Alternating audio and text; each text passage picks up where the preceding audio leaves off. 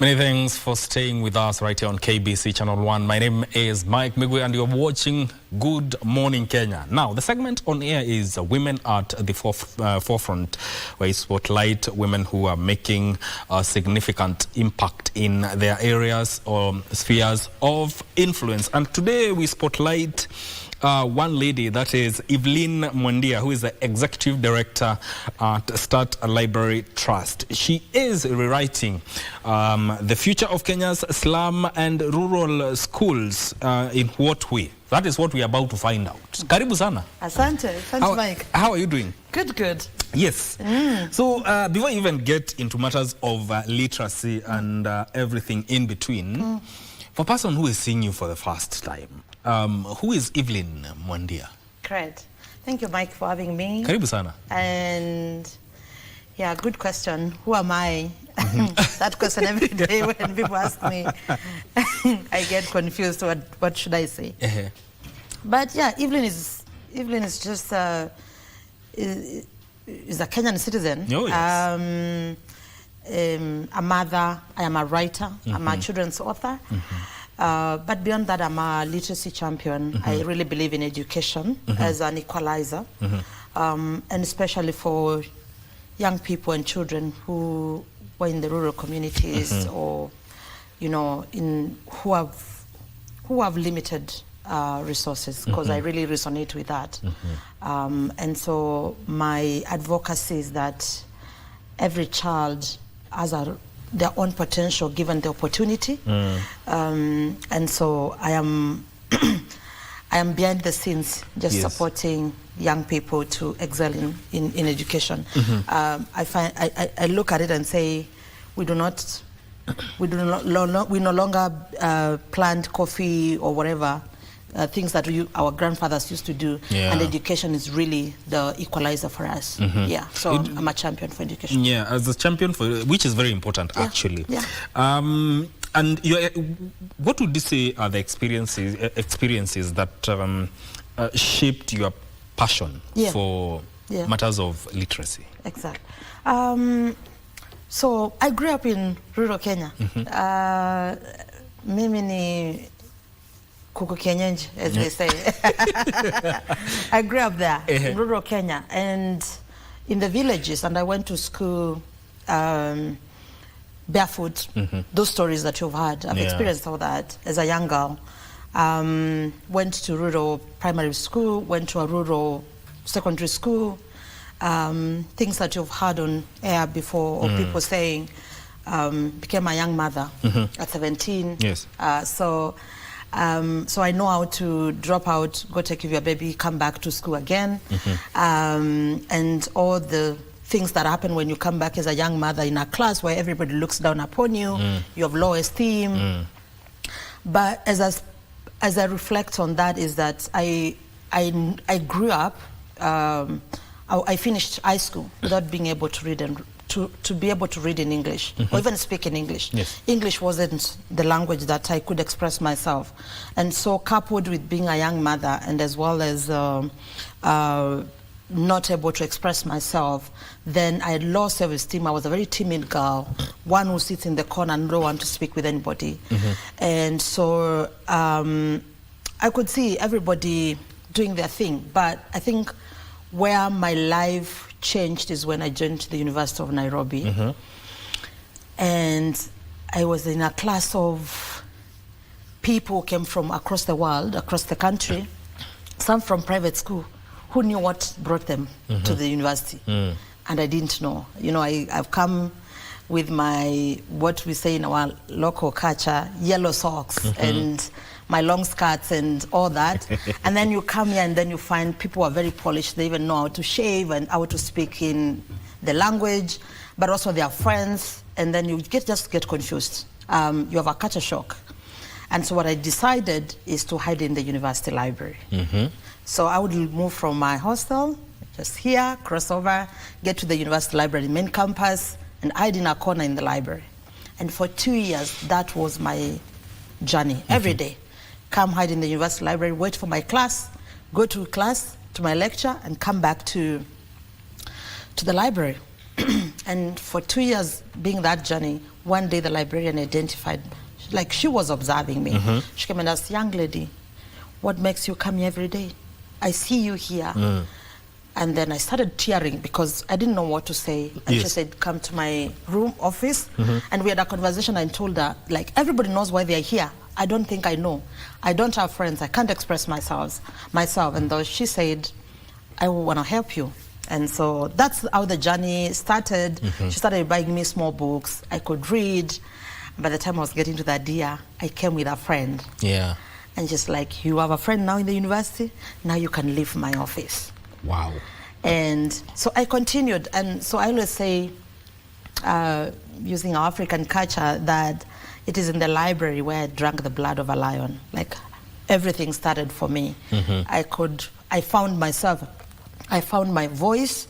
I started having friends. And from there, then everything started. So the reason why I championed for literacy is because I've lived this experience. I know what it takes to be able not to express yourself or to read at the right level. And so I pay it forward to children in rural communities where I grew up, that they don't have to go through this process. Yeah. You've said that you've written for kids. Yeah. Why kids? And where did the inspiration come from? Was it from your experience within the school library, or what necessitated that? Many things have happened in me. So why I write for children first is because I champion for literacy for children. It's good to put it in terms of statistics that 50%, actually 50.1% of Kenyan children graduate from grade 6 currently without being able to read an English text. 50%? Yes. That means children are graduating from primary school and they can't read at their grade level. So even if you teach them mathematics or math or science, which is written in English or assessed in English, they will not perform. So learning outcomes are going to be lower. So I think it's very important that I write for children so that they can practice this language of instruction and examination that they need to use to be assessed at or even to speak in school. So I think I want to grow a generation of children who can read and they can be able, that is connected to the learning outcomes. But two is just my lived experience. As I said, I grew up in rural villages in Kenya. I don't want to mention my county, but but I think I grew up in rural communities. I have so many experiences. What I've written many times in my books, I've written around girl child and many experiences that we go through, looking at, you know, gender-based violence, talk about teenage pregnancies, talk about girls farming and all those things. I really feel like we need to write those stories. Those are really good experiences that we should not even go. And people should learn from those stories, especially the young ones. Yeah. But you said 50% unable to read. Yes. What do you think? Where is the gap? Where is this coming from? There's so many things. There are so many factors around that. Literacy, and I would say, like in African culture, literacy, or let me just say, reading for pleasure, is leisure, is luxury. And so we don't give children opportunity to read, just to expand their mind and imagine. We only focus on rote learning. So you read mathematics and you pass your exams. You read science, a textbook, and you run and you pass your exam. If you don't do so, then you're behind, or you're not recognized. So that's one of the things that is making literacy not to be embraced in schools. And so there's a lot of push on that. But the other thing is just culture. You know, that we don't embrace it at home level. You have not seen your parents read, your grandfathers were not reading, and your parents now are busy running after the dollar, and you know, we're too busy with doing life, and so even our children, we don't have time to read with them. So there's not that culture that you can emulate and say, I saw my parent polishing their shoes, so I will polish. You know, I saw my parent reading a book and I will read. There's not there. people in the city, me and you, we leave our work, and when you get to the house, we open the television or we take our phone and go to TikTok. So then children do not have space somewhere where they can learn. And for children is monkey see, monkey do. And do you think that parents really understand the impact of maybe helping in inculcating a reading culture within their children? Do you think they really pay attention to that aspect? Because when you talk about literacy, the first thing that would come to mind is that, we leave that to the teachers. Yes. Do you think they really understand that? I don't think so. I have had conversations with teachers, with parents a lot, and they don't. Also, even the modern parent, me and you, we don't also inculcate that reading culture. We are about passing exams. Even when we talk about the curriculum now, and it says it's not about passing the exam, it's about competencies. Yes. Please, when your child comes home with their report form, end of the term, or when you visit their school and you're given that report card, you still want to see, you got 72, or you got 50, why not 80? You still ask those questions. While you're not asking what other competencies have they achieved over the time. So parents are still there. We talk about 844. I think parents are still stuck with 844. And so because they don't do it, they don't grow interest of children reading for pleasure, then their children will never learn. So I don't think they understand.